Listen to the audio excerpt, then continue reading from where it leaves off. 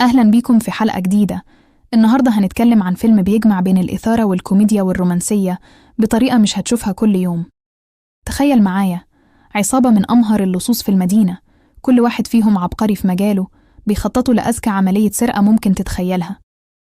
هدفهم هو بنك ضخم، خزنة محصنة بأحدث أنظمة الأمان، والرهان كبير جدا. الخطة مرسومة بالمللي، كل خطوة محسوبة وكل احتمال مدروس. القائد بتاعهم داني شخصية كاريزمية وذكية، بيجمع فريقه وبيشرح لهم التفاصيل الدقيقة للعملية. كل حاجة كانت ماشية زي الساعة، الفريق متحمس والثقة في السماء. لكن زي ما بيقولوا الحياة دايما عندها مفاجآت. عشان الخطة تنجح كان لازم واحد من أفراد العصابة، وهو أليكس المتخصص في التكنولوجيا والتسلل، يقرب من مديرة البنك عشان يعرف منها معلومات مهمة عن نظام الأمان. الخطة كانت بسيطة: يمثل إنه عميل جديد في البنك، يتعرف عليها ويكسب ثقتها. أليكس شاب وسيم ولبق، والمهمة بدت سهلة جدا بالنسبة له. في البداية كل حمجة كانت مجرد تمثيل، جزء من الشغل.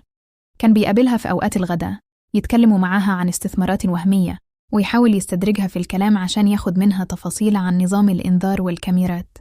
لكن هنا بتحصل النقطة اللي قلبت كل الموازين. أليكس اكتشف إن مديرة البنك سارة مش مجرد وش حلو ومنصب كبير، لقى فيها إنسانة طيبة ذكية وعندها شغف كبير بشغلها وبحياتها. كلامهم مع بعض ما بقاش مجرد تمثيل، بدأ يبقى حقيقي. بدأوا يتكلموا عن أحلامهم، مخاوفهم، وحياتهم بره جدران البنك. أليكس لقى نفسه لأول مرة في حياته بيهتم بحد غير نفسه وبغير فلوس السرقة. بدأ يشوف فيها الجانب الإنساني اللي كان ناسيه بقاله سنين في عالم الجريمة. وكل ما يقضي معاها وقت أكتر، كل ما كان بيحس بتأنيب ضمير رهيب. هو هنا عشان يخدعها ويسرق المكان اللي هي مسؤولة عنه، المكان اللي بتعتبره بيتها التاني. المشاعر دي بدأت تأثر على تركيزه في الخطة. باقي أفراد العصابة لاحظوا عليه التغيير، بقى شارد، متوتر، وبدأ يرتكب أخطاء صغيرة بس ممكن تكلفهم العملية كلها. داني قائد العصابة بدأ يشك إن في حاجة غلط. لما واجهه أليكس في الأول حاول ينكر، قال إن كل حاجة تحت السيطرة وإنه مجرد بيمثل دوره بإتقان. لكن نظراته كانت بتفضحه. الصراع الداخلي اللي بيعيشه كان هيموته. قلبه بيقوله إن سارة هي حب حياته، وعقله بيقوله إنه لازم يكمل الخطة اللي بقالهم شهور بيحضروا ليها، وإنه لو انسحب هيخون فريقه وهيعرضهم كلهم للخطر. في ليلة من الليالي أليكس وسارة كانوا في عشاء رومانسي. الجو كان ساحر والكيمياء بينهم كانت واضحة جدا. في لحظة صدق سارة بصت في عينيه وقالت له إنها حاسة إنه شخص مختلف، وإنها عمرها ما قابلت حد زيه. الكلمات دي كانت زي السكين في قلب أليكس. حس إنه خلاص مش قادر يكمل في الكذبة دي. كان على وشك يعترف لها بكل حاجة، يقولها هو مين حقيقي وليه هو موجود في حياتها. لكنه خاف من رد فعلها، خاف يخسرها للأبد، وخاف من عواقب ده على فريقه. فقرر يسكت ويكمل في طريقه المدمر. مع اقتراب يوم التنفيذ التوتر وصل لأعلى مستوياته. العصابة بتجهز معداتها للمرة الأخيرة، بيراجعوا كل خطوة وكل واحد عارف دوره بالظبط. وأليكس واقف معاهم، لكن قلبه وعقله في مكان تاني خالص. بيفكر في سارة، في ابتسامتها، في الثقة اللي حطتها فيه. إزاي هيقدر يبص في وشها تاني بعد ما يسرق البنك اللي هي مؤتمنة عليه؟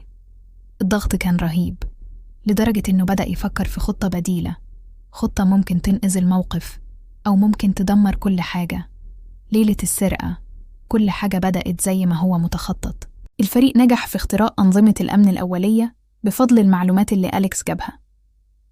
دخلوا البنك في هدوء تام وتحركوا بخفة زي الأشباح.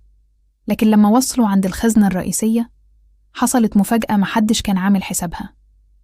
نظام الأمان اللي سارة كانت بتتكلم عنه كان فيه طبقة حماية إضافية سرية، هي بس اللي تعرف كلمة السر بتاعتها. الخطة كلها وقفت. داني وباقي الفريق بصوا لأليكس نظرة اتهام، كأنه هو السبب. في اللحظة دي أليكس كان لازم ياخد أصعب قرار في حياته. هل يتصل بسارة ويجبرها تحت التهديد تقولهم كلمة السر وبكده يخونها ويكسر قلبها ويكشف نفسه، ولا يسيب الخطة تفشل ويعرض نفسه ويخضع فريقه للخطر؟ الصراع وصل لذروته، وفي وسط الفوضى دي داني فقد أعصابه وقرر ياخد سارة كرهينة عشان يضغط عليها. هنا أليكس ما قدرش يستحمل، وقف في وش داني وقال له مستحيل.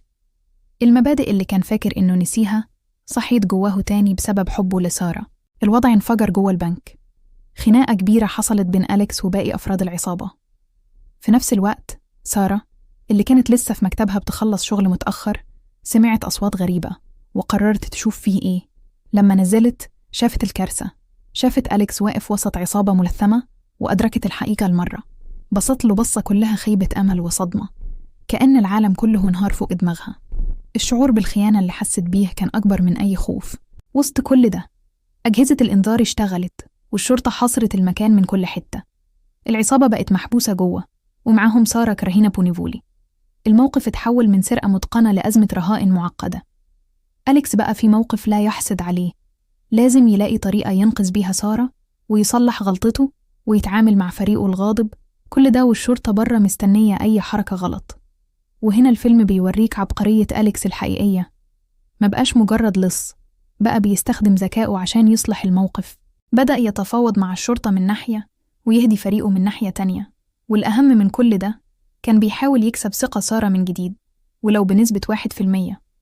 بيشرح لها الموقف، بيعترف لها بكل حاجة، وبيوريها إنه اتغير وإنه مستعد يضحي بنفسه عشانها.